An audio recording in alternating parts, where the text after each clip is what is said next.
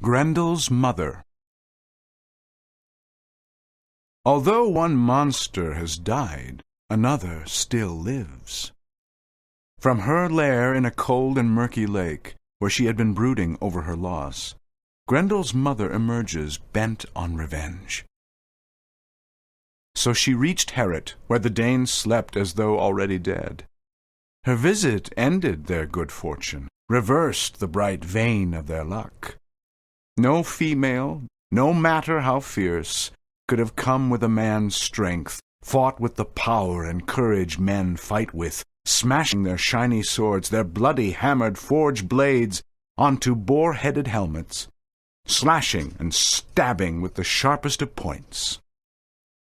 The soldiers raised their shields and drew those gleaming swords, swung them above the piled-up benches, leaving their mail shirts and their helmets where they'd lain when the terror took hold of them.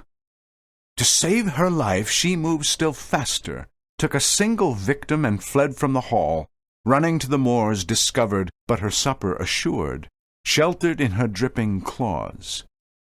She'd taken Hrothgar's closest friend, the man he most loved of all men on earth. She'd killed a glorious soldier, cut a noble life short. No Geat could have stopped her. Beowulf and his band had been given better beds. Sleep had come to them in a different hall. Then all Heorot burst into shouts. She had carried off Grendel's claw. Sorrow had returned to Denmark. They'd traded deaths, Danes and monsters, and no one had won. Both had lost. Devastated by the loss of his friend, Hrothgar sends for Beowulf and recounts what Grendel's mother has done. Then Hrothgar describes the dark lake where Grendel's mother has dwelt with her son. They live in secret places, windy cliffs, wolf dens where water pours from the rocks, then runs underground, where mist steams like black clouds, and the groves of trees growing out over their lake are all covered with frozen spray, and wind down snake-like roots that reach as far as the water and help keep it dark. At night that lake burns like a torch. No one knows its bottom. No wisdom reaches such depths. A deer hunted through the woods by packs of hounds, a stag with great horns, though driven through the forest from faraway places, prefers to die on those shores, refuses to save its life in that water. It isn't far, nor is it a pleasant spot. When the wind stirs and storms, waves splash toward the sky, as dark as the air, as black as the rain that the heavens weep. Our only help again lies with you. Grendel's mother is hidden in her terrible home in a place you've not seen. Seek it if you dare. Save us once more, and again twisted gold, heaped up ancient treasure will reward you for the battle you win. The battle with Grendel's mother. Beowulf accepts Hrothgar's challenge, and the king and his men accompany the hero to the dreadful lair of Grendel's mother. Fearlessly, Beowulf prepares to battle the terrible creature. He leaped into the lake, would not wait for anyone's answer. The heaving water covered him over. For hours he sank through the waves. At last he saw the mud of the bottom, and all at once the greedy she-wolf who'd ruled those waters for 100 years discovered him, saw that a creature from above had come to explore the bottom of her wet world. She welcomed him in her claws, clutched at him savagely but could not harm him, tried to work her fingers through the tight ring-woven mail on his breast, but tore and scratched in vain. Then she carried him, armor and sword and all, to her home. He struggled to free his weapon and failed. The fight brought other monsters swimming to see her catch, a host of sea beasts who beat at his mail shirt, stabbing with tusks and teeth as they followed along. Then he realized suddenly that she'd brought him into someone's battle hall, and there the water's heat could not hurt him, nor anything in the lake attack him through the building's high arching roof. A brilliant light burned all around him, the lake itself like a fiery flame. Then he saw the mighty water witch, and swung his sword, his ring-marked blade, straight at her head. The iron sang its fierce song, sang Beowulf's strength. But her guest discovered that no sword could slice her evil skin. That hrunting could not hurt her, was useless now when he needed it. They wrestled. She ripped and tore and clawed at him, bit holes in his helmet, and that too failed him. For the first time in years of being worn to war, it would earn no glory. It was the last time anyone would wear it.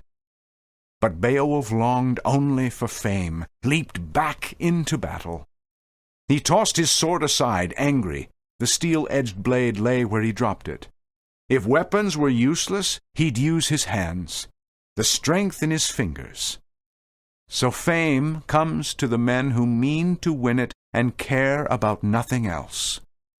He raised his arms and seized her by the shoulder. Anger doubled his strength. He threw her to the floor.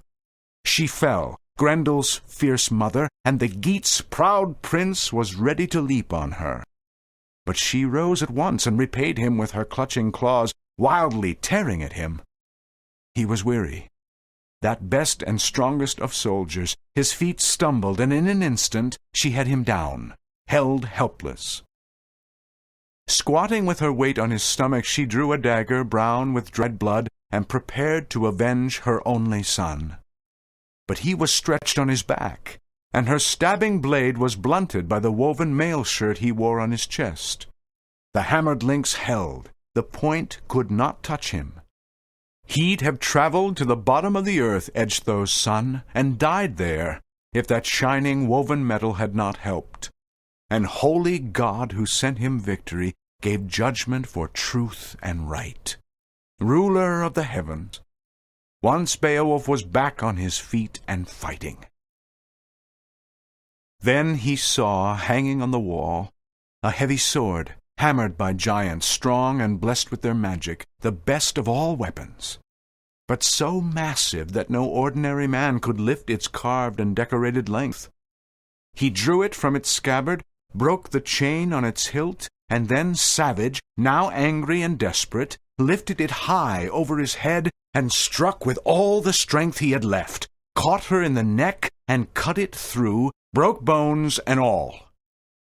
Her body fell to the floor lifeless. The sword was wet with her blood, and Beowulf rejoiced at the sight. The brilliant light shone suddenly, as though burning in that hall, and as bright as heaven's own candle lit in the sky.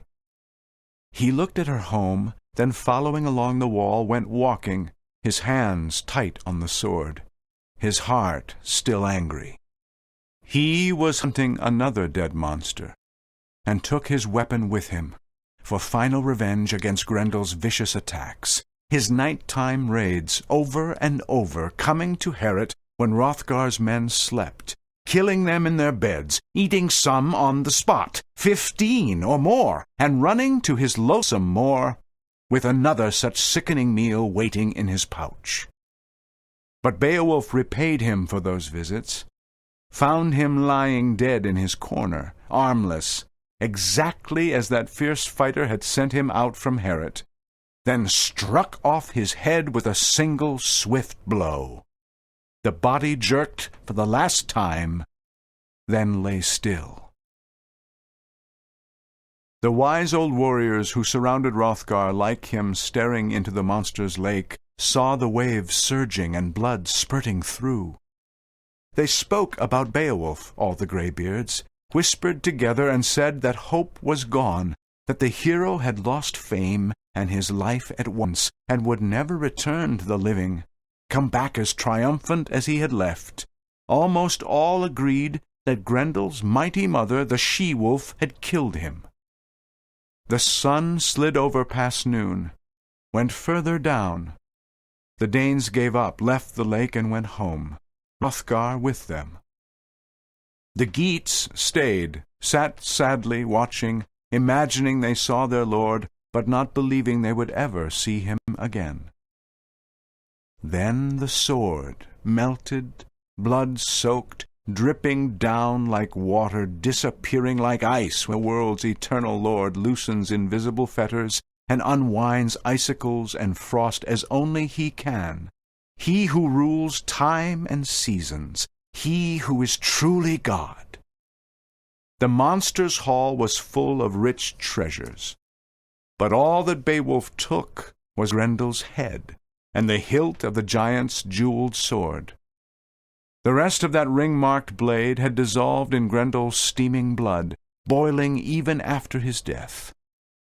And then the battle's only survivor swam up and away from those silent corpses. The water was calm and clean, the whole huge lake peaceful once the demons who'd lived in it were dead. Then that noble protector of all seamen swam to land, rejoicing in the heavy burdens he was bringing with him. He and all his glorious band of Geats thanked God that their leader had come back unharmed. They left the lake together. The Geats carried Beowulf's helmet and his mail shirt. Behind them the water slowly thickened as the monster's blood came seeping up. They walked quickly, happily, across roads all of them remembered, left the lake and the cliffs alongside it, brave men staggering under the weight of Grendel's skull, too heavy for fewer than 4 of them to handle, 2 on each side of the spear jammed through it, yet proud of their ugly load and determined that the Danes, seated in Heorot, should see it. Soon 14 Geats arrived at the hall, bold and warlike, and with Beowulf, their lord and leader, they walked on the mead hall green. Then the Geats' brave prince entered Heorot, covered glory for the daring battles he had fought. He sought Hrothgar to salute him and show Grendel's head. He carried that terrible trophy by the hair, brought it straight to where the Danes sat, drinking, the queen among them. It was a weird and wonderful sight, and the warriors stared.